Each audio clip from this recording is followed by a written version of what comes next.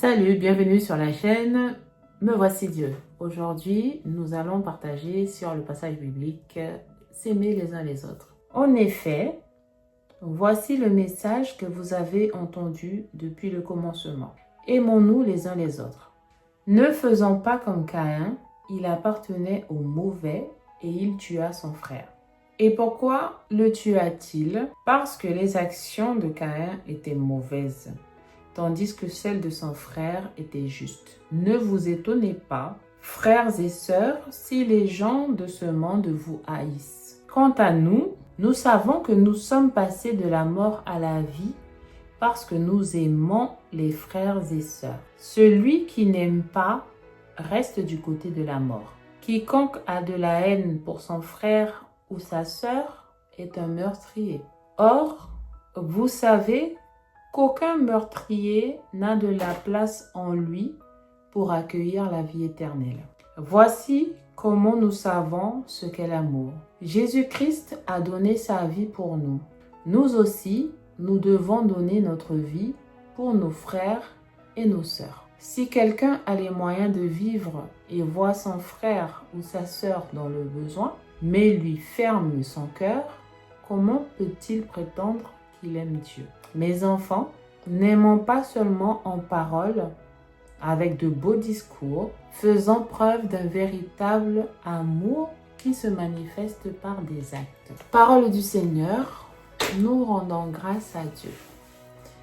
Alors, cette parole est particulière parce qu'elle fait appel à pas mal de notions. Le fait d'aimer les autres et de s'aimer mutuellement. Ce n'est pas toujours évident de pouvoir aimer des personnes qui nous entourent, des personnes qui parfois nous veulent du mal, des personnes qui parfois veulent notre chute. Elles veulent nous voir au point le plus bas de notre vie, mais Jésus nous demande de les aimer et de nous aimer les uns les autres parce que c'est comme ça que l'on peut voir que notre vie est ancrée en Christ, que notre vie appartient à Dieu, que notre vie est basée sur l'amour. Ce passage me touche particulièrement parce que ce n'est pas toujours évident d'aimer la personne qui est en face. Ce n'est pas toujours évident de vivre dans l'amour, surtout lorsque on souffre, surtout lorsqu'on vit des injustices. Et aujourd'hui, je pense que Dieu veut nous conduire à un niveau supérieur, un niveau où nous devons nous oublier nous-mêmes. Oublier notre propre souffrance, oublier notre propre amertume, oublier tout ce qui fait appel à l'ego, tout ce qui concerne le moi, tout ce qui nous pousse à nous auto-centrer pour pouvoir nous ouvrir aux autres. Et j'avoue que cette parole-là me touche et elle est dure à accepter, elle est dure à avaler. On nous dit dans cette parole que celui qui n'aime pas son frère vit dans le mauvais. Celui qui n'aime pas sa sœur vit dans le mauvais. Celui qui jalouse son frère ou sa sœur est dans le mauvais. Il ne peut pas recevoir la vie éternelle parce que son cœur est mauvais. Et je pense que Dieu nous invite à faire un examen de conscience, à faire un examen de notre cœur pour pouvoir analyser si notre façon de vivre les uns avec les autres correspond à la façon de vivre que Jésus même attend de nous, que Jésus même nous a laissé comme exemple au pied de la croix. C'est-à-dire que Jésus a donné sa vie pour nous sauver. Et dans un autre passage, Jésus nous dit « Il n'y a pas de plus grand amour que de donner sa vie pour ce qu'on aime. » Et cette parole résonne énormément en moi parce que je connais une personne qui, au cours de sa vie, a toujours agi d'une manière qui m'a toujours interpellée, qui m'a toujours offusquée. C'est-à-dire que cette personne-là, même dans les difficultés, même dans les situations où elle sait que sa vie peut être en danger, que sa vie peut basculer, cette personne-là fait le choix de protéger ses amis. Cette personne-là fait le choix, au lieu de faire que l'autre en face puisse être sanctionné, cette personne-là va se sacrifier pour laisser l'autre sans ennui, sans encombre, sans sanction. Et cette semaine-là, cette personne-là a eu des difficultés. Cette personne-là s'est retrouvée en grande difficulté, au point de perdre sa liberté. Et elle s'est sacrifiée pour protéger quelqu'un. Et là, je me suis dit, mais qu'est-ce qui ne va pas dans sa tête en fait? Qu'est-ce qui ne fonctionne pas correctement? Qu'est-ce que la personne n'a pas capté en fait? Ta vie en dépend, ta liberté en dépend. Mais non. La personne a préféré dire que c'était elle qui avait généré une certaine situation au lieu de dire l'objet ne m'appartenait pas en fait.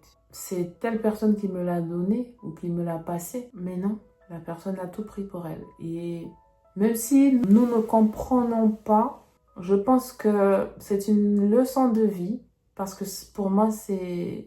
Avec notre raisonnement à nous, cela peut paraître insensé, cela peut paraître pas normal.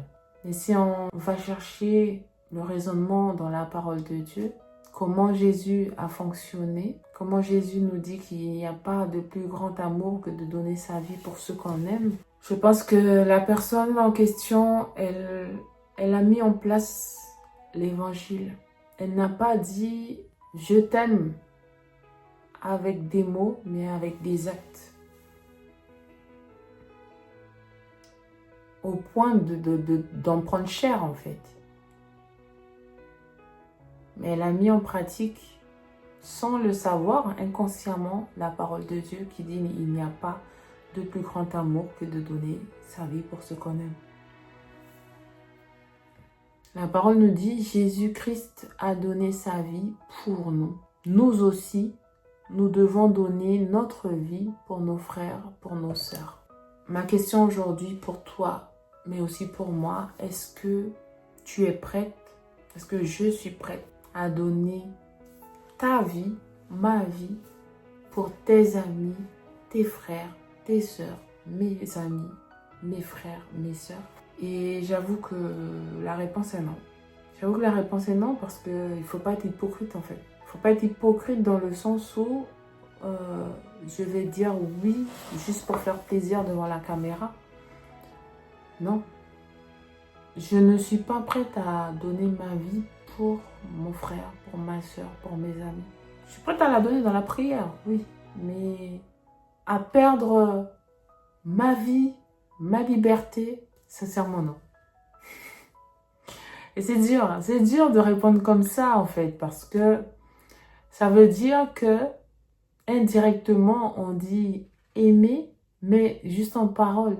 Si on n'est pas prêt à donner sa vie pour ses amis, pour son frère, sa soeur, pour ses parents, ça veut dire qu'on est comme une cymbale qui retentit, une cymbale qui résonne, une cymbale qui fait du bruit, mais dans les actions, il n'y a rien. Et ça me fait mal.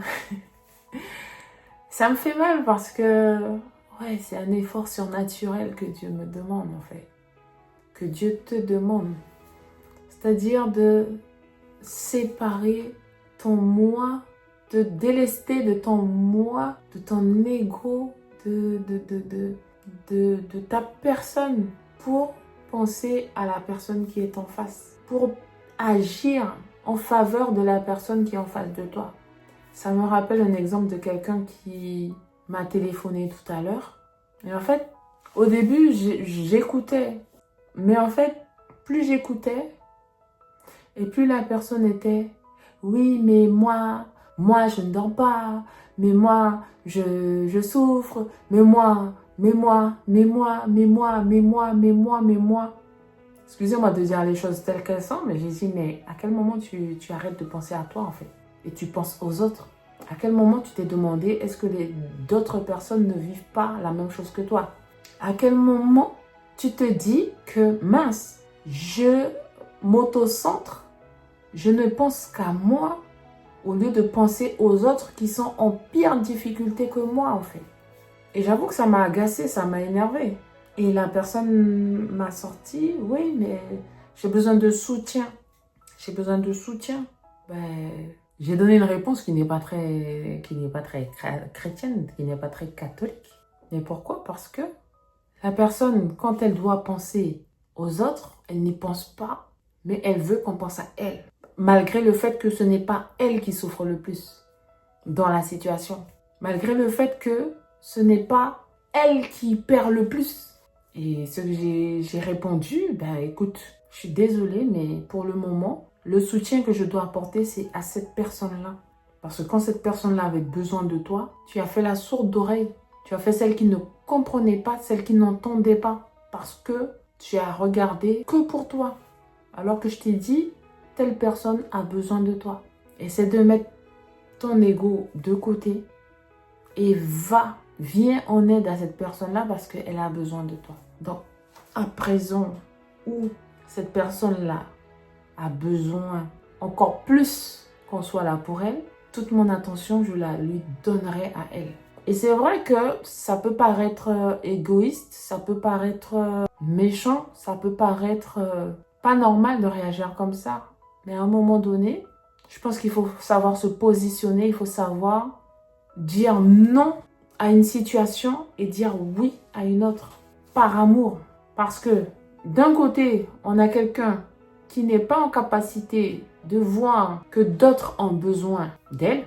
Et de notre côté, on a une personne qui ne s'est pas souciée pour sauvegarder sa vie, pour sauvegarder sa liberté, mais elle s'est sacrifiée pour une autre personne. Sans se dire, si je prends tout sur moi, je serai perdant. La personne n'a pas regardé à ça. Et tout ça pour dire que nous devons travailler à notre manière de voir les autres, à notre manière de fonctionner, à notre manière d'intérioriser, de personnaliser, d'humaniser la parole de Dieu, à notre manière d'incarner la parole de Dieu pour pouvoir vivre en esprit, en vérité avec la parole de Dieu et non pas qu'avec des paroles, non pas que en proclamant « Ah oui, Seigneur, par exemple, je te suivrai là où tu voudras » ou « Seigneur, je donnerai ma vie pour toi » comme l'a fait Pierre. Mais quand il a fallu que Pierre prouve à Jésus que les paroles qu'il avait dites, qu'il irait jusqu'à la mort pour lui, par 3 fois, il a renié Jésus. Par 3 fois, il a dit « Non, non, non, je ne connais pas cet homme ». Et pourtant, il avait dit « J'irai jusqu'au bout, j'irai jusqu'à la mort pour toi ». Donc là, Pierre, il a aimé sur le tas, sur l'instant, avec des paroles. Mais quand il a fallu qu'il passe à l'action, il n'y avait personne. Est-ce que toi, tu veux continuer à vivre de cette manière-là, que par la bouche, que par les paroles? Ah oui, je suis chrétienne. Ah oui, je suis chrétien. Et quand on te demande de venir en aide à ton frère, à ta soeur, tu recules en fait. Tu bats en arrière. Tu disparais. La question, c'est valable pour moi aussi. Parce que comme je vous ai dit, sur cette chaîne, nous sommes appelés à grandir ensemble. Nous sommes appelés à laisser Jésus venir nous transformer. Laisser Jésus venir nous façonner comme l'argile dans les mains du potier. Jésus nous invite à aimer en esprit, en vérité et en action. Non pas juste en parole. Ce ne sont pas ceux qui disent Seigneur, Seigneur qui entreront dans le royaume des cieux, nous dit la parole de Dieu. Donc, que cette parole puisse travailler dans nos cœurs, dans notre esprit et puisse s'incarner dans notre corps pour que nous puissions avancer comme des hommes et des femmes qui proclament mais aussi qui agissent. Comme des hommes et des femmes qui incarnent ce qu'ils disent, incarnent ce qu'ils pensent, incarnent cette parole-là qui nous est donnée chaque jour, à méditer, mâcher, à lire quoi, à la vivre. Et je pense que si nous laissons Dieu nous façonner à son image, comme il veut, quand il le veut et comment il veut, notre vie ne sera plus jamais pareille. Donc j'espère que cette parole t'a plu, qu'elle fera chemin dans ton cœur, dans mon cœur, afin que Jésus puisse se glorifier maintenant et toujours et pour les siècles des siècles. Amen. Je t'embrasse et à dimanche, à lundi prochain. Bye.